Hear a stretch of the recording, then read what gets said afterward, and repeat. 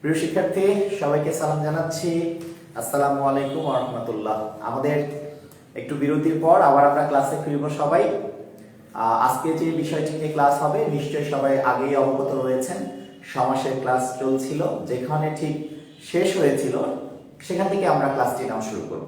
তাহলে সমাস ক্লাস 2 অর্থাৎ গত ক্লাসের পর যারা যোগদান করছেন তারা একটু আমাকে জানাবেন ঠিকমতো শুনতে পাচ্ছেন কিনা এবং দেখতে পাচ্ছেন কিনা।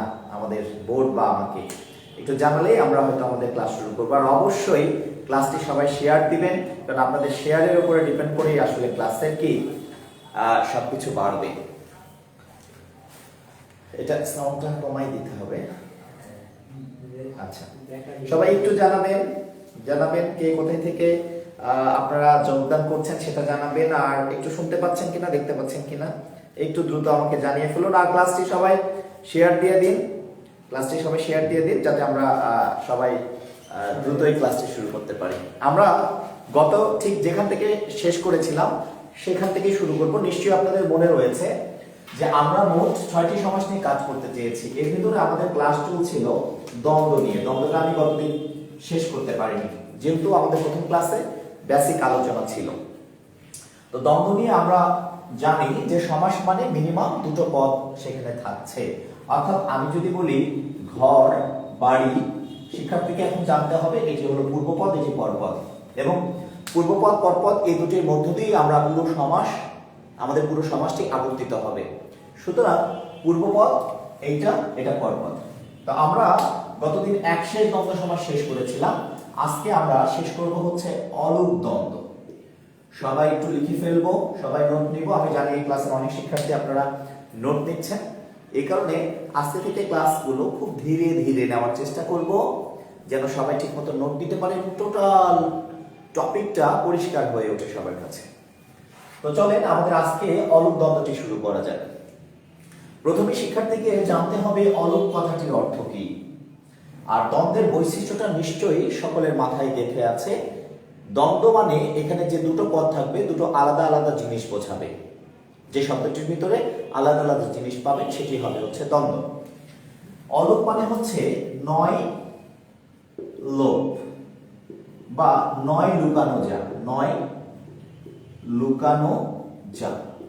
ব্যাপারটা একটু বোঝার চেষ্টা করব। আমাদের দ্বন্দ্ব সমাসের ক্ষেত্রে যে দুটি পদ থাকবে, এটি ব্যাসবাক্যের ভেতরে বা সমস্ত পদে দুটো পদে একই রকমের দুটি বিভক্তি থাকবে। কেমন বিভক্তি? একই রকমের দুটি বিভক্তি। অর্থাৎ ধরে নেন সপ্তমী বিভক্তি থাকলো, দুটো পদেই দুটো সপ্তমী বিভক্তি থাকবে এবং ব্যাসবাক্য করেন আর সমস্ত পদে যান, এই বিভক্তিটা লুকাতে পারবে না। অর্থাৎ বিভক্তি যদি ব্যাসবাক্যের ভেতরে এবং সমস্ত পদে বিভক্তিটা থেকে যায় দুটো পদে, তাহলে পারে সেটাকে বলা হবে অলুক। আর বৈশিষ্ট্যটা যদি দ্বন্দ্বের হয় তাহলে সেটা হবে হচ্ছে অলুক দ্বন্দ্ব। তো চলেন আমি অলুক দ্বন্দ্বটা বোঝানোর জন্য একটু অন্য কিছুর আশ্রয় নেওয়ার চেষ্টা করছি। যেমন ধরেন আমি একটা যদি শব্দ লিখি জল, স্থল, নিঃসন্দেহে আমার আগের ক্লাস যারা করেছেন তারা বুঝতে পারবেন এটি একটি দ্বন্দ্ব সমাস, তাই না? জল এক জিনিস, স্থল কিন্তু আরেক জিনিস। তাহলে এখানে যদি আমি ব্যাসবাক্য করি জল ও স্থল, নিশ্চয় আমরা সবাইকে পাচ্ছি। কিন্তু ব্যাপারটি যদি এটি না হয়ে একটু লক্ষ্য করেন শিক্ষার্থী বন্ধুরা, শব্দটা যদি হয় জলে ও স্থলে, আমি ব্যাসবাক্যটা আগে লিখছি একটু দেখেন বোঝার সুবিধার্থে। জলে এখানে এই বিভক্তি রয়েছে, স্থলে এখানে এই বিভক্তি রয়েছে, অর্থাৎ দুটো পদে সমান বিভক্তি ব্যাসবাক্য আমরা দেখতে পাচ্ছি। জলে ও স্থলে এই কারণে জলস্থল হবে না। দেখেন জলে স্থলে আপনারা নিজেই বুঝতে পারছেন, আপনার মুখে চলে আসছে জলে স্থলে। তার মানে দেখেন যে দুটি পদ ছিল এই দুটি পদে এই বিভক্তিটি রয়েছে এইখানে, সেই বিভক্তিটা কিন্তু এখানেও রয়ে গেছে। তার মানে এখানে বিভক্তিটা লুকাতে পারেনি, লোপ পায়নি। তাহলে এইভাবে দুটো পদেই যদি কোনো বিভক্তি থেকে যায়, ব্যাসবাক্যের বিভক্তিটি থেকে যায়, তাহলে সেটা হচ্ছে অলুক। আর জলে স্থলে দুটো আলাদা জিনিস, তাই এটি হলো অলুক দ্বন্দ্ব। এইভাবে আপনাদেরকে আমি একটু আগায় নিয়ে যাই। যখন আপনি দেখবেন ঘর, বাহির, সাধারণভাবে শিক্ষার্থীরা অবশ্যই বুঝতে পারছেন ব্যাপারটি দ্বন্দ্ব। কিন্তু শব্দটা এটি না থেকে দেখেন যদি থাকে ঘরে বাহিরে, এটির ব্যাস বাক্য হবে ঘরে ও বাহিরে, অর্থাৎ এখানে এই বিভক্তি, এখানে এই বিভক্তি থেকে যাচ্ছে। একইভাবে আমি যদি বলি দুধে ভাতে, তাহলে দেখেন দুধে এই বিভক্তি, ভাতে এই বিভক্তি থেকে যাচ্ছে। তাহলে দুধে ভাতে ব্যাস বাক্য কি হবে? দুধে ও ভাতে, দুধে ভাতে। একইভাবে মাছে ভাতে, তাহলে কি হবে? মাছে ও ভাতে, মাছে ভাতে। একইভাবে দেশে বিদেশে, অর্থাৎ দুটো শব্দের ভিতরে যখন আপনার বিভক্তি যুক্ত থাকছে, বিশেষ করে সপ্তমী বিভক্তিটা দ্বন্দ্বে থাকে, এটা যখন থেকে যাচ্ছে তখন সেটা হয়ে যাচ্ছে অলুক দ্বন্দ্ব। আর যদি না থাকে তাহলে সাধারণ দ্বন্দ্ব। এইভাবে আমি যদি বলি মায়ে ও ঝিয়ে, মায়ে ঝিয়ে, এই যে মায়ে ও ঝিয়ে ইকাল টু কি করবেন? মায়ে ঝিয়ে, হয়ে গেল অলুক দ্বন্দ্ব। তার মানে দুটোতেই যখন বিভক্তি থেকে যাচ্ছে, দুটো সপ্তমী বিভক্তি, তখন সেটা হয়ে যাচ্ছে অলুক দ্বন্দ্ব। এইভাবে যত শব্দের ভিতরে দুটোতেই বিভক্তি থাকবে এবং বিভক্তিটি কিন্তু যাচ্ছে না, বিভক্তি কিন্তু যাবে না। যেমন দুধে ও ভাতে, একাল তো দুধ ভাত না, দুধে ভাতে। দুধে ও ভাতে একাল তো দুধ ভাত হলে সাধারণ হতো, কিন্তু দেখেন দুধে ও ভাতে, দুধে ভাতে, এই যে বিভক্তি থেকে যাচ্ছে, এটি হচ্ছে অলুক দ্বন্দ্ব এবং প্রতিটা শব্দ আলাদা আলাদা জিনিস বোঝায়। শিক্ষার্থী বন্ধুরা, আপনারা এটা বুঝলেন কিনা? যদি বুঝে থাকেন, অলুক দ্বন্দ্ব ব্যাপারটা বুঝতে পেরেছেন, তাহলে একটু জানাবেন। আর আমি একটা দিব এখন, আপনারা নির্ণয় করবেন। আচ্ছা, আজকের উপস্থিতি অনেকখানি কম, নিশ্চয়ই শেয়ার হয়নি। শিক্ষার্থী বন্ধুরা শেয়ার দিতে থাকেন, শিক্ষার্থী বন্ধুরা শেয়ার দিতে থাকেন। এটি বাড়লেই শুধুমাত্র ক্লাসের আগ্রহ থাকবে, আমি নিয়মিত ক্লাসে আসতে শুরু করব। সুতরাং আপনারা ক্লাসটি শেয়ার দিতে থাকেন। সবাই অনেকে সালাম জানিয়েছেন, সবাইকে একসাথে সালামের উত্তর দিচ্ছি, ওয়ালাইকুম আসসালাম। আপনারা কেবল আসলেন, এমডি জিন্না আলী ভাই বলছেন কেবল আসলাম, ঠিক আছে, আপনি পরে এটা দেখে যখন বুঝবেন বুঝেছেন তখন আবার তখন লিখবেন বুঝেছেন। হ্যাঁ, ওকে, একটু একটু আমাকে জানাবেন বুঝতে পেরেছেন কিনা, তাহলে আমরা পরেরটাতে চলে যাব। দ্বন্দ্ব ক্লাস চলছে, আমরা পরেরটাতে চলে যাব। হ্যাঁ, এবার এইখানে যারা উপস্থিত আছেন তারা একটু আমাকে বলবেন যে এইটা কি হবে। তাহলে আমরা দ্বন্দ্বের ক্ষেত্রে একটা সাধারণ দ্বন্দ্বের ব্যাপারটা কিন্তু দেখলাম, একটা অলুক দ্বন্দ্বের ব্যাপার দেখলাম। এবার বলেন দেখি, এইটা সবাই উত্তর করেন, ছেলে মেয়ে, এটি কোন দ্বন্দ্ব হবে? এটি সাধারণ দ্বন্দ্ব না অলুক দ্বন্দ্ব? একটু আমাকে জানাতে থাকেন। আপনাদের উত্তরটি নিয়ে আমরা বহুপদী দ্বন্দ্বে চলে যাব। যারা এসেছেন, হ্যাঁ, কাউসার মাহমুদ বলেছে জি বুঝেছি, নেট সমস্যা হয়তো বা। ছেলে মেয়ে একটু জানাবেন। ববিতা আক্তার আসিয়া জানিয়েছেন সাধারণ দ্বন্দ্ব, আর নাহিদ হাসান জানিয়েছেন অলুক দ্বন্দ্ব। আরো জানাবেন একটু দয়া করে, আরো সবাই জানাবেন যে এটি কোন ধরনের দ্বন্দ্ব সমাস। এখন পর্যন্ত দুইজনের উত্তর পেয়েছি। এমডি জিন্না আলী বলছেন সাধারণ দ্বন্দ্ব, জুয়েল রানা বলছেন অলুক দ্বন্দ্ব। ওকে, তাহলে আলাদা আলাদা উত্তর কিন্তু আমরা পাচ্ছি, তাই না? এখানে এখানে শাহিন খান বলছেন অলুক, নাজের নওশন চৌধুরী বলছে অলুক, মাহবুব আক্তার বলেছে অলুক দ্বন্দ্ব। ওকে, ফাইন, চলেন যে যেটাই বলেন। এখানে 29 জন থেকে আবার 37 জন যারা আছেন তারা খুব দ্রুতই শেয়ার করবেন। হ্যাঁ, দ্রুতই শেয়ার করবেন। আমাদের পার্টিসিপেন্ট বাড়ুক ভাই, কত ক্লাস 80-90 জন করলো, সেরকম করলেই শুধু ক্লাসটা কন্টিনিউ করব, নিয়মিতই করব। এই জন্য আপনারা শেয়ার দিয়ে দেন। এই যে দেখেন, মনোকিউদের দেখবেন যারা অলুক দ্বন্দ্ব বলেছেন, যে এখানে এই বিভক্তি, এখানে এই বিভক্তি দেখে অলুক বলেছে। তো ব্যাপারটা একটু খেয়াল করেন না, শব্দটা তো জল আর শব্দটা তো স্থল, এটার সাথে এই বিভক্তি যুক্ত হয়ে হয়েছে জলে, এখানে এই বিভক্তি যুক্ত হয়ে হয়েছে স্থলে। তাহলে মূল একটা শব্দ আছে, কিন্তু এই শব্দটার মূল কি স্যাল আর ম্যা? স্যাল আর ম্যা না রে ভাই, মূল শব্দটাই ছেলে, মূল শব্দটাই মেয়ে, মূল শব্দটা, এখানে এই বিভক্তি যুক্ত নাই। সুতরাং এটাকে অলুক দ্বন্দ্ব বলা যাবে না। এটা কি দ্বন্দ্ব? সাধারণ দ্বন্দ্ব। একটু ভালো করে লক্ষ্য করেন, অলুক হতে গেলে মূল শব্দের সাথে এই বিভক্তি যুক্ত হয়ে সেটা থেকে যেতে হবে। যেমন দেখেন, জল একটা মূল শব্দ, এখানে এ যুক্ত হয়ে হয়েছে জলে, এটা স্থল, এ হয়ে হয়েছে স্থলে, তার মানে এটাতে বিভক্তি যুক্ত আছে, এইটাতে কিন্তু নেই, কারণ শব্দটা ছেলে মেয়ে। আশা করি শিক্ষার্থী বন্ধুরা আপনারা বুঝতে পেরেছেন। একটু জানাবেন জানাবেন বুঝে গেলে জানাবেন, যদি না ত্রুটি থাকে তাহলে তো আমাকে আবারও এটা নিয়ে আলোচনা করতে হবে। হ্যাঁ, এবার আমরা আলোচনা করব বহুপদী দ্বন্দ্ব নিয়ে। বহুপদী দ্বন্দ্ব, এই যে বহুপদী দ্বন্দ্বটা, আমরা সবাই কিন্তু দ্বন্দ্বের একটা বৈশিষ্ট্যের কথা জানি, যে পদ যে কয়টা থাকে সেই কয়টা পদেরই কিন্তু পদকে কিন্তু আলাদা আলাদা ভাবে বোঝায়, তাই না? তাহলে বহুপদ হতে গেলে এখানে পদটা খালি বেড়ে যাবে কিন্তু সবগুলোকেই বোঝাবে। যেমন আমরা অনেক ডাক্তারের কাছে যাই, দেখেন আমরা যাই নাক কান গলা। নাক কান গলা যিনি বিশেষজ্ঞ তিনি কি শুধু নাক দেখেন, কান দেখেন, না গলাও দেখেন? সবই দেখেন। তাহলে নাক কান গলা দ্বারা কিন্তু নাক কান গলা সবগুলোকেই বোঝায়। তাহলে এটির ব্যাসবাক্য নাক কান ও গলা। তাহলে তিনটি পদ বেড়ে যাওয়ার কারণে বহুপদী, আর তিনটি দ্বারা তিনটি আলাদা আলাদা জিনিস বোঝায়, তাই বহুপদী দ্বন্দ্ব। দ্বন্দ্ব মানে যত পদ থাকবে সবগুলোকে বোঝাবে। পদ বেড়ে গেছে তাই বহুপদী। আমি যদি বলি সাহেব বিবি গোলাম, তাহলে সাহেব দ্বারা সাহেব, বিবি দ্বারা বিবি, গোলাম দ্বারা গোলাম বোঝায়। তাহলে কি হবে? সাহেব বিবি ও গোলাম। এইভাবে আমরা মাঝে মধ্যে বলি এই ইট কাঠ পাথরের শহরে আমি আর থাকতে চাই না। তাহলে ইট কাঠ পাথর সবগুলো আলাদা জিনিস, ঠিক আছে? তাহলে পদ যখন বেড়ে যাচ্ছে তখন সেটা হয়ে যাচ্ছে বহুপদী দ্বন্দ্ব। আমরা বলতে পারি তেল নুন লাকড়ি, লাড়কি না কিন্তু আবার, তেল নুন লাকড়ি, মানে তেলও বোঝাচ্ছে, নুনও বোঝাচ্ছে, লাকড়িও বোঝাচ্ছে। যখন পদ বেড়ে যাচ্ছে, কিন্তু মনে রাখতে হবে সবগুলো পদকেই বোঝাতে হবে, এটি একটি দ্বন্দ্বের বৈশিষ্ট্য। ওকে, আমরা মোটামুটি দ্বন্দ্বটা শেষ করে ফেললাম। এবার আমরা চলে যাব হচ্ছে দ্বিগুতে। দ্বিগু সমস্যা যাওয়ার আগে যেসব শিক্ষার্থীরা নতুন এখানে জয়েন করেছেন তাদেরকে বলি, অবশ্যই আপনারা আমাদের সমস্যার যে প্রথম ক্লাসটি দেওয়া আছে সেই ক্লাসটি আপনাদেরকে দেখে নিতে হবে। তাহলে একটা সমস্যার যে প্রাথমিক যে ধারণা আমি দিয়েছিলাম সেটা বোঝার মধ্য দিয়ে শুধুমাত্র সমাসটা ভালো আপনি বুঝতে পারবেন। তাহলে লিখে ফেলি খাতায় সবাই দ্বিগু। এই যে দ্বিগু সমাস, দ্বিগুর ক্ষেত্রে আমাদের নিশ্চয়ই সকলের মনে আছে একটি শব্দ আমি প্রয়োগ করেছিলাম, সেটি হলো দ্বিতক। এই দ্বিতক কয়টা সমাসকে বুঝিয়েছিলাম?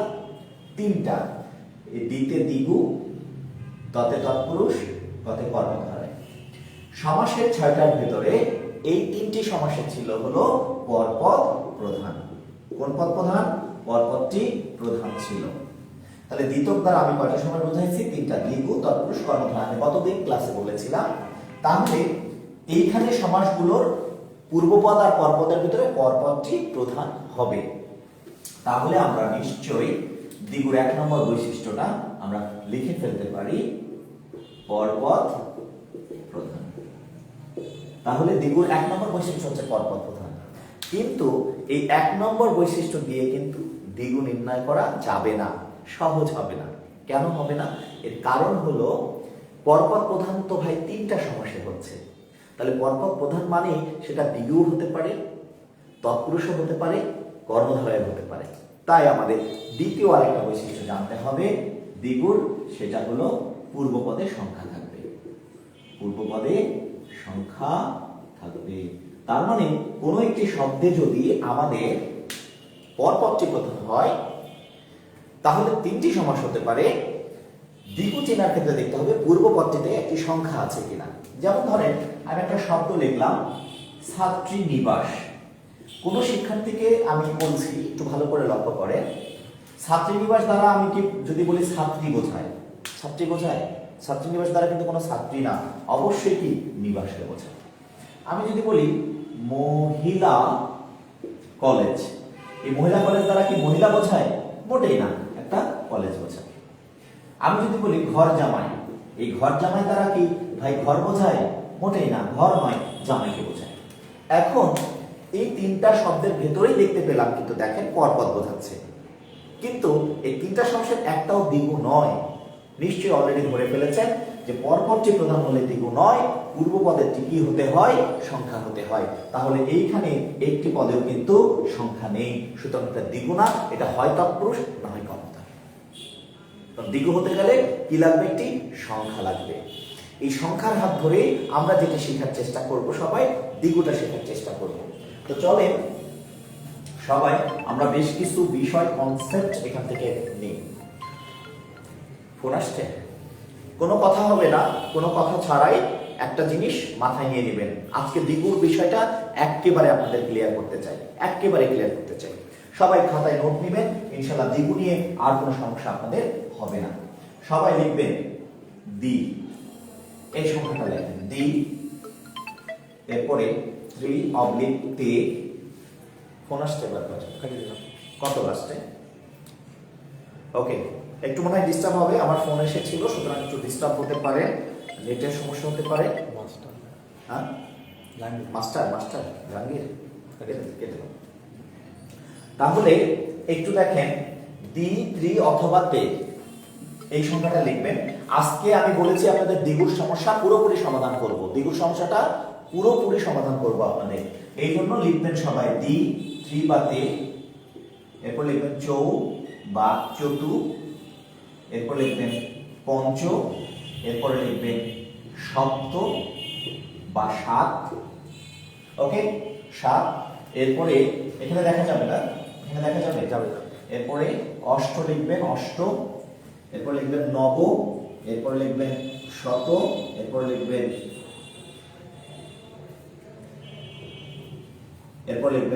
সহস্র।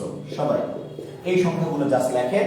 আজকে আপনাদের দ্বিগুর সমস্যা সমাধানের জন্য আমি কিছু অভিনব কথা বলবো, বা যে বিষয়গুলো আপনিও হয়তো জানতে পারেন, এমন হতে পারে। তবে আমার শিক্ষার্থীদের প্রথম কাজ হচ্ছে ভাই সমাস চিনতে হবে, ব্যাসবাক্য করানোর দায়িত্বটা আমার, সেটা আমি করব। নিশ্চয়ই এই সংখ্যাগুলো আপনাদের লেখা হয়েছে দ্বি, ত্রি বা তে, চৌ বা চতু, পঞ্চ, সপ্ত বা সাত, অষ্ট, নব, শত, সহস্র। এই কথাগুলো একটু লিখবেন সবাই। এবার কথাগুলো সবাই শুনবেন। কথার ব্যাপারটা হলো একটু মনোযোগ দিয়ে দেখেন, কোনো কথা হবে না। আপনার তো ভাই আগে সমাসটা চিনতে হবে, তারপরে সমাসের ব্যাসবাক্য করতে হবে। তাহলে আপনার চোখের সামনে যে শব্দটি দিবে সেই শব্দে কোনো কথা ছাড়াই যদি দ্বি থাকে, ত্রি বা তে থাকে, অথবা চৌ বা চতু থাকে, অথবা পঞ্চ থাকে, সপ্ত থাকে বা সাত থাকে, বা অষ্ট থাকে, অথবা নব থাকে, শত থাকে বা সহস্র থাকে, কোনো কথা হবে না, কোনো কথা ছাড়াই প্রথম কথা হচ্ছে এটা দ্বিগু। অনেকে মনে মনে ভাবছেন এরকম অনেক দেখেছি, কিন্তু সেগুলা দ্বিগু নয়, সেগুলো দ্বিগু নয় ভাই, সেটা আমিও জানি, সেটা আপনি কম জানলেও জানেন। তবে আমরা আগের কাজ হলো দ্বিগুটাকে আমাদেরকে শক্তভাবে চিনে নিতে হবে। এগুলো ধরে নেন সব দ্বিগু, কোথায় দ্বিগু হবে না সেইটা আমরা দেখবো ইনশাআল্লাহ। তো তাহলে প্রথম কথা কি, দ্বিগু চেনার ক্ষেত্রে আপনার চোখের সামনে একটি শব্দ আছে, সেই শব্দটির আগে একটা দ্বি, ত্রি, তে, চতু, পঞ্চ, সপ্ত, অষ্ট, নব, শত বা সহস্র শব্দটা আছে, তাহলে কোনো কথা হবে না। আরো একটা শব্দ আমি ছেড়ে ফেলেছি, সেটা হলো সরব। এই শব্দগুলো যদি থাকে তাহলে কোনো কথা ছাড়াই সেটা হয়ে যাবে দ্বিগু। যেমন ধরেন এক জায়গায় দেখলেন লেখা আছে, এক জায়গায় লেখা আছে দ্বিগু, তাহলে দ্বিগু কোন সমাস? দ্বিগু দ্বিগু সমাস। কেন? এর হচ্ছে আগে দ্বি আছে তাই। এক জায়গায় লেখা আছে দ্বিতলা, দ্বিগু সমাস। কেন? কারণ দ্বি আছে তাই। এক জায়গায় লেখা আছে ত্রিভুজ, এক জায়গায় লেখা আছে ত্রিকোণ, এক জায়গায় লেখা আছে তে মাথা, এক জায়গায় লেখা আছে ত্রিকাল। যা পারে তাই থাক, ত্রি আছে তাই এটা দ্বিগু, তে আছে তাই এটা দ্বিগু। এক জায়গায় লেখা আছে চৌরাস্তা, এক জায়গায় লেখা আছে চতুষ্কোণ, চতুষ্কোণ, এক জায়গায় লেখা আছে চৌমাথা, এক জায়গায় লেখা আছে চৌচির। কোনো কথা হবে না ভাই, কোনো কথা ছাড়াই এটা দ্বিগু। কেন দ্বিগু? চৌ লেখা আছে, চতু লেখা আছে তাই, আমার এটা চিহ্ন, তাই আমি এটা দ্বিগু চিনবো। ব্যাসবাক্য সবগুলো পারবে, আমরা একটা ব্যাসবাক্য করে দেব, সবগুলোই হয়ে যাবে। এক জায়গায় লেখা আছে পঞ্চনদ, এক জায়গায় লেখা আছে পঞ্চবটি, এক জায়গায় লেখা আছে পঞ্চভূত, এক জায়গায় লেখা আছে পঞ্চপেতনি, এক জায়গায় লেখা আছে পঞ্চশাকচুন্নি। যা পারে তাই থাক, কোনো কথা হবে না, দ্বিগু। এক জায়গায় লেখা আছে সপ্তাহ, এক জায়গায় লেখা আছে সপ্তঋষি, এক জায়গায় লেখা আছে সপ্তডিঙা। যা পারে তাই থাক, কোনো কথা হবে না, সপ্ত লেখা আছে তাই এটা দ্বিগু। এক জায়গায় লেখা আছে অষ্টধাতু, এক জায়গায় লেখা আছে অষ্টপ্রহর, এক জায়গায় লেখা আছে অষ্টভুজ। এক জায়গায় লেখা আছে অষ্ট আপনি, অষ্ট আমি, যা পারে তাই লেখা থাকে। অষ্ট আছে কিনা ভাই সেটা দেখেন।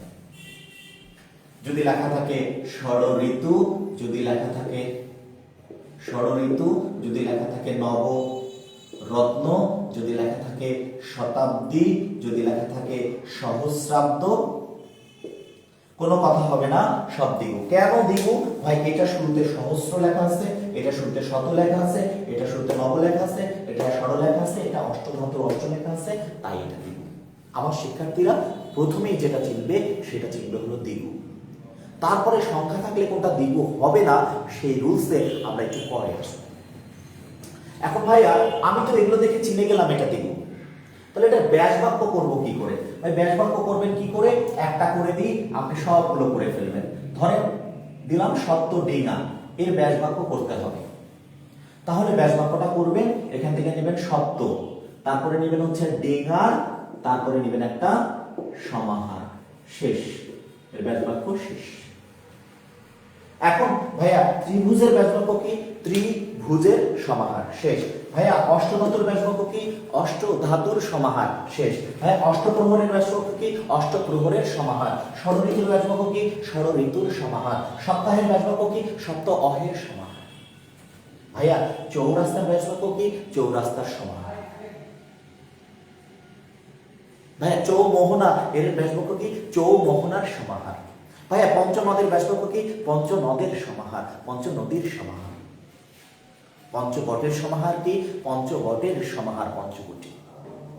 এখন কথা হলো অনেকে বলতে পারেন, ধরেন এক জায়গায় লেখা আছে, একটু মুছে দিচ্ছি, সাত সমুদ্র। সাত সমুদ্র, ভাই সাত সমুদ্র কোন সমাস? ভাই এই যে এখানে সাত বা সপ্ত লিখেছি, তাহলে সাত লেখা আছে, কোনো কথা হবে না, এটা দ্বিগু সমাস, সংখ্যা আছে তা। এখন এটা ব্যাস বাক্য কি? সাত সমুদ্রের সমাহার। এখন কেউ কেউ মাঝে মধ্যে একটু প্রশ্ন করেন যে ভাইয়া এক জায়গায় লেখা আছে ত্রিফলা, এটা কোন সমাস? ভাই আমি যা বলেছি সেই সমাস। এখন ভাইয়া এই যে ত্রিফলার যে ত্রি, এখানে কি ভাইয়া আমি তিন লিখতে পারি? আমি কি লিখতে পারবো? তিন ফলের সমাহার পারেন, অবশ্যই লিখতে পারেন এবং সেটা হবেও। কিন্তু ব্যাকরণ বলেছে পূর্বপদ আর পরপদে যেই সংখ্যাগুলো, যেই শব্দগুলো আছে সেগুলো দিয়ে ব্যাস বাক্য করাটা বেস্ট। সেটা করাটা কি? সেটা করাটা হলো বেস্ট। আমি কি বুঝাইতে পারছি? তাহলে এখানে এমন কোন শব্দ আছে সপ্ত ঋষি, আপনি দিলে পারবে না, সপ্ত ঋষির সমাহার। প্রথম কথা হচ্ছে আমার শিক্ষার্থীকে আবারও বলে দিচ্ছি, শিক্ষার্থী বন্ধুরা, এইখানে কিন্তু সংখ্যা থাকলে দ্বিগু, কোনটা হবে না মনের ভিতর যে প্রশ্ন আছে সেটা রেখে দেন, সেই প্রশ্নের সমাধান আমি দিব আপনাকে। যে সংখ্যাগুলো দিয়ে হবে না, কেন হবে না সেটা আমরা অবশ্যই জানি। দ্বিগুর মানে অবশ্যই পরবর্তী প্রথম আগে একটা সংখ্যা থাকবে। তাহলে দ্বিগুর ব্যাস বাক্য কি হবে? দ্বিগুর ব্যাস বাক্য হবে হচ্ছে দ্বিগোর সমাহার। সমাহার, গো মানে হচ্ছে গরু, দ্বিগরুর সমাহার। দুই গরুর সমাহার যেখানে আছে সেটা হচ্ছে দ্বিগু সমাস। এখন কোথায় হবে না সেই জায়গায় আমরা যেতে চাই, আমরা কিন্তু যাব। এখন আপনারা বলেন যে আপনার চোখের সামনে একটা শব্দ থাকবে, পঞ্চভূত থাকবে, আপনার দায়িত্ব হলো সেটা আগে বোঝা যেটা আমার দ্বিগু সমাস। তাহলে পঞ্চভূতের সমাহার। আর সংখ্যা আছে কিন্তু দ্বিগু হবে না, এরকম সংখ্যা আমি আপনাকে দিয়ে দিব, তখন আপনি দিবেন। আজকে যৌক্তিকতা দেখাবো, নেক্সট ক্লাসে হয়তো সংখ্যাও দিয়ে দিব, 4টা 10টা 5টা সংখ্যা দিয়ে দিব, আপনি বুঝে যাবেন ওই সংখ্যা থাকলে হবে না। এখানে আজকেও যৌক্তিকতা দেখাবো কেন হবে না। তো আমাকে একটু শিক্ষার্থী বন্ধুরা জানাবেন যে আপনারা এটা বুঝতে পেরেছেন কিনা। আব্দুল মুহিব ভাই, অসংখ্য ধন্যবাদ আপনাকে। আব্দুল মুহিব অসংখ্য ধন্যবাদ।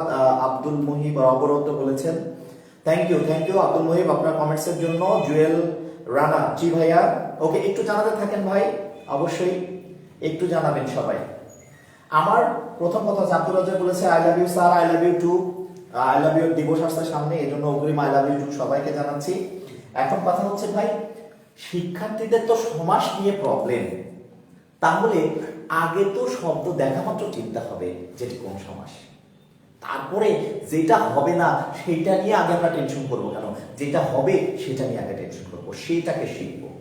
এখানকার ব্যাস বাক্য পারবেন না এমন কি কারো মনে হচ্ছে যে আপনি ব্যাস বাক্য পারবেন না এখানকার? একটা আমি তো দেখালাম, ত্রিভুজ দেখালাম, ত্রিভুজের সমাহার, সবগুলোর ব্যাসবাক্য এক। এখন কোথায় হবে না সেই বিষয়গুলো একটু বোঝানোর বা জানানোর চেষ্টা করব আপনাদের সাথে। চলেন, তার আগে কিছু ব্যতিক্রম শব্দও থাকতে পারে, সেগুলো নিয়েও আমরা একটু কথা বলবো। এইবার মনোযোগ দিয়ে দেখবেন পার্থক্যের জায়গাটা কোথায় হয়, নিজেরা একটু সেই জায়গাগুলোকে অনুভব করার চেষ্টা করবেন। আমি যদিও কোন সংখ্যাগুলো থাকলে হবে না সেটির পরিপূর্ণতা দিব বহুব্রীহি সমাস পড়ানোর দিন। আপনাদের ভালো রেসপন্স পাইলে আমি সমাজটা ধরেছি, সমাজটা শেষ করব, অন্যান্য টপিকে শেষ করব। ভালো রেসপন্স পেলে 206 জন লাইক দিলেন থাকবো, কিন্তু ক্লাসে থাকলেন না, তাহলে হবে না। এবং যারা এসেছেন তারা শেয়ারও দেননি, একটু শেয়ারটা ডান করে ফেলেন, একটু সংখ্যা বাড়ো, আমার একটু আগ্রহ বাড়ো। হ্যাঁ, কারণ ভাই আমরা অনলাইনে, এই যে আমি বিশেষ করে বা আরও যারা অনেকে ক্লাস নেই অনলাইনে, ফ্রি ক্লাস নিচ্ছে যারা, মাঝে মধ্যে টুকটাক একটু ভাবতে হবে। সারাদিন আমরা প্রচুর পরিমাণ ব্যাচ পড়ানোর পরেও রাত্রে আগ্রহ ভরে ক্লাস নেওয়ার চেষ্টা অবশ্যই করি, কিন্তু এর জন্য অবশ্যই আপনাদের সহযোগিতা লাগবে। এবার আসেন আমরা একটু দেখার চেষ্টা করব, আজকে খুবই সামান্য দেখার চেষ্টা করব, বহুব্রীহি থেকে একেবারে স্পষ্ট করে তুলব বিষয়টাকে। চৌরাস্তা, যেদিন আমি বহুব্রীহি পড়াবো সেদিন আরো বেশি স্পষ্ট করে তুলবো আপনাকে। ঠিক একই রকম দেখতে চৌবাচ্চা। এখন ভাইয়া শিখাই দিচ্ছে কোনো কথা হবে না, সো দেখবি ঝাঁপ মারবি, ঝাঁপ মারবি, দ্বিগুণ ঝাঁপ মারবি। তো ঝাঁপ মারার আগে শিক্ষার্থীদের একটু বুঝতে হবে, অর্থাৎ সে যা পড়ে সেই পড়াগুলোকে একটু অ্যানালাইসিস করতে হবে। দ্বিগু সমাসের কোন পদটি প্রধান? পরপদ প্রধান, পরপদ প্রধান, এটা আমি পূর্বেই বলেছি। আর পূর্বপদের সংখ্যা থাকবে। এবার আপনারা বলেন আমি চৌরাস্তায় দাঁড়িয়ে আছি, চারের উপর না, রাস্তার উপর দাঁড়িয়ে আছে। হ্যাঁ, মানে রাস্তাও আছে কয়টা? চারটায়। তাহলে চৌরাস্তা অবশ্যই একটা রাস্তা। হ্যাঁ, কেটে গেছে? হ্যাঁ, লাইভ কি চলে গেছে? চলছে? আচ্ছা, তাহলে এই শব্দটা যখন একজন শিক্ষার্থী দেখবে বা বুঝবে, চৌরাস্তা দ্বারা অবশ্যই আমি চৌরাস্তায় দাঁড়িয়ে রাস্তাটির উপরই দাঁড়িয়ে আছি, তাই না? ঠিক আছে, চলছে। নেটের সমস্যা, লোড হচ্ছিল, ব্লার হচ্ছে না, চলছে। ওকে ওকে, শিক্ষার্থী বন্ধুরা, অনলাইনের ক্লাস স্বাভাবিকভাবে কিছুটা প্রবলেম ত্রুটি থাকবেই, স্থানগত ব্যাপারের জন্য এটা হয়, একটু মানিয়ে নিতে হবে, পরে আস্তে আস্তে দেখলে আরো বেশি হয়ে যাবে। একটু খেয়াল করেন, চৌরাস্তা মানে কটা রাস্তা? চারটা রাস্তা। চৌবাচ্চা মানে কি চারটা বাচ্চা? না, চারটা বাচ্চা না। চৌবাচ্চা মানে এমন একটা জায়গা যেখানে পানি থাকে, পানি। তাহলে দেখেন, চৌবাচ্চা তারা চারও বোঝায়নি, বাচ্চাও বোঝায়নি, চারও বোঝায়নি, বাচ্চাও বোঝায়নি। তাহলে চারও বোঝায় না, বাচ্চা বোঝায় না, দুইটা পদের কাউকে বোঝায় না, সেটা তো হয়ে যায় বহুব্রীহি, সংখ্যাবাচক বহুব্রীহি। আপনাকে যখন বলছি ত্রিভুজ, ত্রিভুজ, আর এইখানে আপনাকে যখন আমি বলছি যে চৌকাঠ, চৌকাঠ, তার মানে কি এখানে চারটা কাঠ আছে?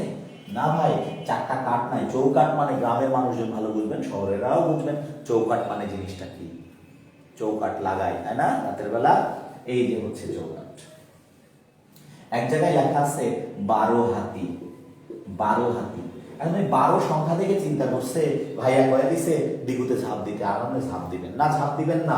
এখানে 12 হাতি বলতে 12টা হাতি বোঝায়নি, 12 হাত পরিমাণ যার, 12 হাত পরিমাণ কাপড়কে বোঝাইছে। 4 হাতি মানে 4টা হাতি নাই, কিন্তু ওখানে 4 হাতি মানে ধুতির পরিমাপকে বোঝাইছে। তো আমি এই যে সংখ্যাগুলো থাকলেও যে দ্বিগু হবে না, এগুলো সংখ্যাবাচক বহুব্রীহি হবে। আমি আপনাদের সংখ্যাবাচক বহুব্রীহি যেদিন পড়াবো একটু ওয়েট করেন। আপাতত আপনাদের সংখ্যা থাকলেই দ্বিগু, কিন্তু সংখ্যা থাকলে দ্বিগু হবে না, সংখ্যাবাচক বহুব্রীহি হবে। বহুব্রীহি সমাসে গিয়ে সংখ্যাবাচকের যে 8 থেকে 10টা লিস্ট দিব, ওই লিস্টটাই পড়বেন, আর দ্বিগু পড়বেন না। ওই লিস্টটাই পড়বেন, এই যে 4 হাতি, 12 হাতি, এই যে 10 আনন 10 গজি, হ্যাঁ, এরপরে চৌকাঠ, চৌরাস্তা, চৌকাঠ, চৌবাচ্চা, এরকম আপনাকে কিছু লিস্ট দিয়ে দেব 8 থেকে 10টা। সেই সংখ্যাগুলোকে বাদ দিয়ে যা থাকবে সেগুলোই হবে হচ্ছে আমাদের দ্বিগু।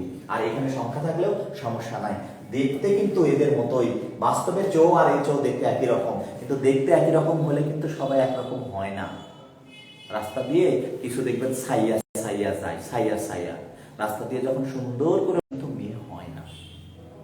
মেয়ের মতো করে সুন্দর ড্রেস মেরে গেলেই, এরকম করে সাইয়া সাইয়া বললেই কিন্তু মেয়ে হয়ে যায় না। ওগুলো মেয়ের মতো দেখতে হতে পারে, কিন্তু মেয়ে কিন্তু নয়। তো এরকমও চৌবাচ্চা মানে 4টা বাচ্চা না, দেখতে সো এর মতন, কিন্তু সো নয়। ওকে, তাহলে ওয়েট করেন, বহুব্রীহি সমাসে গিয়ে এই সংখ্যাটা আমি আপনাদেরকে ক্লিয়ার করব যে এইখানে পরপরটি বোঝাবে, ওখানে কোনোটাই বোঝাবে না। যা দেখবেন 4 হাতি বললে ওখানে 4টা হাতি জীবনও থাকবে না, ওটা একটা পরিমাণকে বোঝাবে। ওকে, এইবার দ্বিগুর স্পেশালি কিছু শব্দ, একটা শব্দ বিশেষ করে পশুরি, এই শব্দটা পরীক্ষায় আসে। অনেক শিক্ষার্থী কিন্তু পশুরি দেখে আমাদের যে সিম্বল সেটা দেখে কিন্তু চিনতে পারছে না, সেটা দেখে চিনতে পারছে না পশুরি। এখন কিভাবে এই পশুরি জিনিসটা কি একটু স্পেশালি জেনে নেওয়া দরকার। আপনার দাড়িপাল্লা চেনেন? দাড়িপাল্লা কিন্তু গ্রামে যারা হাটে বাজারে যায় তাদের দাড়িপাল্লা কিন্তু অনেক শর্ট থাকে, কম থাকে, ফলে কেজি কেজি করে শের করে মেপে ওরা চালগুলো রাখতো আগে। গ্রামের লোকের দোকানদারের দাড়িপাল্লা খুব কম, ফলে এই 1 সের 2 সের 3 সের 4 সের করে মেপে চালগুলো রাখতো মানুষজনের জন্য আগে থেকেই। আর অধিকাংশ মানুষ 5 সের কিনতো। এই 5 সেরের সংক্ষিপ্ত নাম হলো পশুরি। কি বলেন তো? পশুরি। তার মানে পশুরির ভিতরে রয়েছে হচ্ছে 5 সেরের সমাহার, 5 সেরের সমাহার। তাহলে 5 সেরের সমাহার যেখানে আছে সেই জায়গাটার নাম হলো পশুরি। তাই পশুরিটা স্পেশালি একটু আপনাদেরকে মনে রাখতে হবে। পশুরি জিনিসটা কি? এখানে 5 সেরের সমাহার থাকে। শিক্ষার্থী বন্ধুরা, দ্বিগুটা বুঝলেন কিনা একটু আমাকে জানাতে থাকবেন।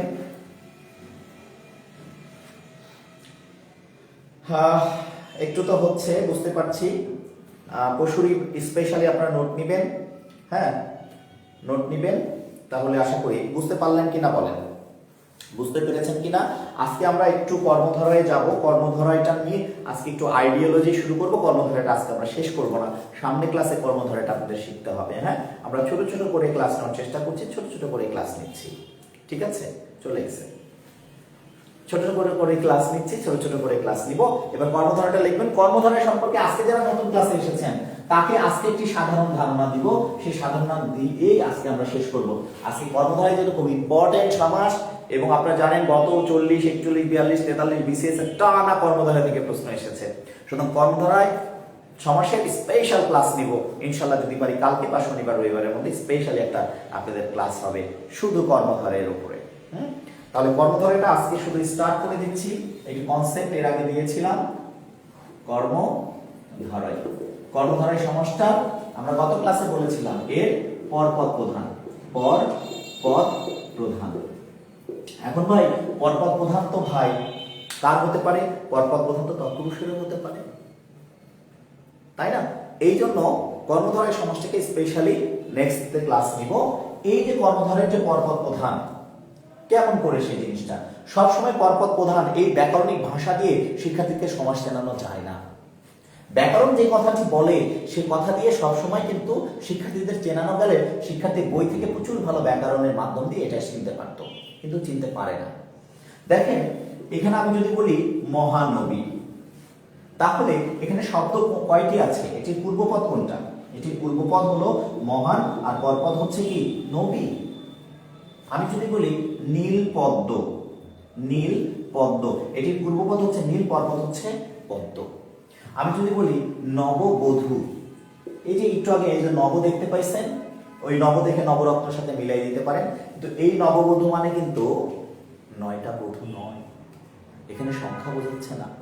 আমি ঘরে নববধূ এনেছি, তার মানে কি আমি বাড়িতে 9টা বউ এনেছি? না, এখানে দুটি শব্দ আছে, নববধূ দ্বারা কিন্তু বধূটাকে বোঝাচ্ছে। আমি কোন একটা ছেলেকে বললাম, এই ছেলে তুমি তো বেশ সহজ সরল রে, সহজ সরল রে। এখন কথা হচ্ছে আমরা অনেক সময় বলি এই যে জজ সাহেব, এই যে জজ সাহেব। এখন ব্যাকরণ কি বলেছে কর্মধারায়? আমি তো বলেছি ব্যাকরণের ভাষা সবসময় সমাসের ভিতরে যদি যেত তাহলে পরে শিক্ষার্থীরা সহজে বুঝতে পারতো। সবসময় ব্যাকরণের মতো করে আমাদের শব্দগুলো আসে না, হয় না। দেখেন ব্যাকরণ বলেছে কর্মধারায় পরপদ প্রধান। এখন মহানবীর, মহান আর নবী, বুঝতেই পারছি এটা পরপদ প্রধান। মহানবী একটা মহান বোঝায়নি, নবীটাকে বোঝাইছে। নীল পদ্ম বলতে আমি যদি বলি নীল পদ্ম একটা নীল, না, নীল পদ্ম দ্বারা দুটো শব্দ আছে কিন্তু পদ্মটাকে বোঝাইছে। এখানে যদি বলি যে নববধূ, মানে নতুন না বুঝিয়ে নতুনও বোঝাতে পারে, বধূটা নববধূ বধূটাকে বোঝাইছে। এখন কেউ বলতে পারে নতুনও তো বোঝাইছে। এখানে কেউ বলতে পারে সহজ সরল। ভাইয়া আমি মানলাম যে সহজ সরল দুটি শব্দ, কর্মধারায় তো ভাই পরপর প্রধান একটা ব্যাকরণ বলে দিছে, তাহলে সহজ সরল আমি কথাটা মানলাম না, আমি মনে করলাম যে ছেলেটা শুধু সরলই না, ছেলেটা সহজও। আমি যদি বলি জজ সাহেব, পূর্বপদ কোনটা জজ, পরপদ কোনটা সাহেব। এখন ভাই কর্মধারায় ব্যাকরণ বলে দিছে পরপদ প্রধান হবে সাহেব প্রধান, আমি মানলাম না, আমি মানলাম যে জজই প্রধান হবে, সাহেব প্রধান না। শিক্ষার্থী বলতে পারে না, আমাকে বুঝাই দেন। কর্মধারের যে বৈশিষ্ট্য ব্যাকরণ দিয়েছে সেটি হচ্ছে পরপদ প্রধান। জজ সাহেব কথাটিতে আমি মানলাম না যে এখানে সাহেব প্রধান। কেন? জজ সাহেব একজন জজ নন, উনি কি শুধু সাহেব? মাস্টার সাহেব কি একজন মাস্টার নন, উনি কি শুধু সাহেব? মাস্টার। তাহলে ব্যাকরণের এই শব্দটা কোনো ব্যাখ্যা আছে কি যে পরপদ প্রধান সাহেবই? আমার কাছে আপাতত কোনো ব্যাখ্যা নাই, কারো কাছে থাকলে কমেন্টসে জানাবেন। এবার একটু দেখেন, অনেক সময় ব্যাকরণের ভাষা বোঝেন, কিন্তু আমি কর্মধারায় নিয়ে একটা কথা বলেছিলাম, একটু মনে করে দেখেন তো। এখানে শব্দ থাকবে দুটি, কিন্তু মাল জিনিস কয়টি বোঝাবে? একটি। এবার ব্যাকরণের বাইরে গিয়ে আমি যে কথাটা বললাম, ব্যাকরণের বাইরে বলছে অ্যাকচুয়ালি বলা যাবে না। এখানে শব্দ দুটি থাকবে, জিনিস কয়জন, মানুষ কয়জন, ব্যক্তি কয়জন, একজন বোঝাবে, তাহলে কর্মধারায়। তাহলে জজ সাহেবের কেউ সাহেব প্রধান মানেন না, পরপদ মানেন না, কিন্তু জজ সাহেব শব্দ দুইটা, কিন্তু জিনিস কয়টা, ব্যক্তি কয়টা? একটি ব্যক্তি। সুতরাং আমার যে পরের কনসেপ্টটা ছিল সেটা দিয়ে কর্মধারায় কিন্তু চেনা যায়। নববধূ শব্দ দুইটা, কিন্তু বাসায় কয়জন নিয়ে আসছি ভাই? একজন। মহানবী শব্দ দুইটা, ব্যক্তি একজন। নীলপদ্ম শব্দ দুইটা, পদ্ম ফুল একটা। এই ঠিক একইভাবে কর্মধারের কনসেপ্টটাকে আমরা ডেভেলপ করব। তো আমরা জি এমডি জিন্না আলী শব্দ দুইটা, কিন্তু জিনিস একটা, এই কথাটি আমি বলেছিলাম। তো আমরা এই কনসেপ্টটা রাখবো। দেখেন, আমরা যখন বই থেকে পড়ি যে কর্মধারায় কর্মধারায় কর্মধারায় এর পরপদটি প্রধান হবে, কিন্তু কোনো শিক্ষার্থী মাঝে মধ্যে এমন শব্দ পেয়ে যাবে ওই কোনো মতেই মানবেন এটা পরপদ প্রধান, ভাই এটা সাহেব প্রধান আমি মানি না, আমি জজ প্রধানই মানি। তখন কিন্তু এই ব্যাকরণের ভাষা হারিয়ে যায়। তখন নতুন করে এই যে আমরা শিক্ষকরা যারা আছে ক্লাস নেই, তারা অনেকেই কিন্তু নতুন নতুন কনসেপ্ট আপনাকে দিচ্ছে। যখন আটকে যাবেন তখন কর্মধারায় চেনার জন্য দেখেন শব্দ দুটি থাকবে, কিন্তু ব্যক্তি বা বিষয় বা মাল একটা জিনিস হবে। ঠিক আছে? শিক্ষানীতি শব্দ দুইটা, কিন্তু শিক্ষা না বলতে শিক্ষার উপর নীতিটাকে বোঝায়। শিক্ষামন্ত্রী শব্দ দুটো হতে পারে, কিন্তু ব্যক্তি কিন্তু একজন, তাই শিক্ষামন্ত্রী কর্মধারায় সমাস হতে হবে। ওকে, তাহলে কর্মধারায় শুরু করার আগে এই কনসেপ্টটি আমি আপনাদেরকে দিয়ে দিলাম যে যখন আপনি আটকে যাবেন ব্যাকরণের ভাষায়, তখন প্রথম ক্লাসের যে কনসেপ্টটি আমি দিয়েছি সেটি, আর সমাস ক্লাস শেষ হলে সমাসের নোটটিও আমি এখানে পিডিএফ দিয়ে দিব। এই ভেবে যে আমি কথা বলছি, ক্লাস নিচ্ছি, এই কথাগুলোই আমাদের সমাস নোটের ভিতরে থাকবে, আপনারা পাবেন। কিন্তু উপস্থিতি কিন্তু আগের চেয়ে অনেক বেশি কমে গেছে। আর এই গ্রুপে যারা মেম্বার আছেন একটু ভাইয়ের জন্য উপকার করবেন, সবাই অন্তত 20-30টি করে নিজেদের ফ্রেন্ড সার্কেলকে একটু ইনভাইট দিয়ে রাখবেন। গ্রুপে নতুন নতুন সদস্য বাড়লে ক্লাস নিতে আরো বেশি ভালো লাগবে। তো এই পর্যন্ত কর্মধারের কনসেপ্টটুকু রাখলাম আজকে। আমাদের নেক্সট যেদিন ক্লাস হবে, হয়তো আগামীকালকে অথবা রবিবার, যে ক্লাস নিব কর্মধারের উপরে একেবারে স্পেশাল একটা ক্লাস হবে শুধু কর্মধারায়।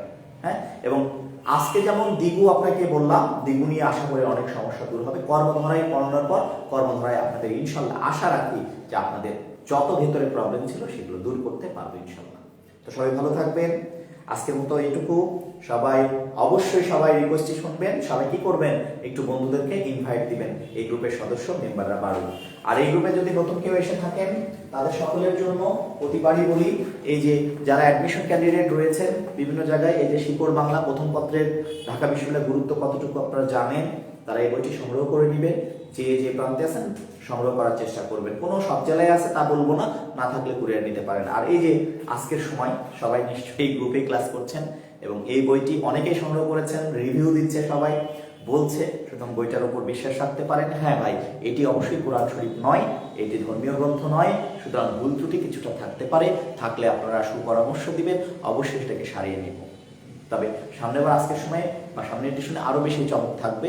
বইটা এখন আপাতত অনেক গোছানো, পড়ে অনেকে মজা পাচ্ছেন, ফোন করছেন, যারা ফোন দিয়েছেন পড়ছেন, আর সবার প্রতি কৃতজ্ঞতা, ভালোবাসা। ইনশাল্লাহ সবাই সাথে থাকবেন আজকের সময়ে, এবং সবার জন্য শুভকামনা এবং শুভরাত্রি। আসসালামু আলাইকুম ওয়া রাহমাতুল্লাহ।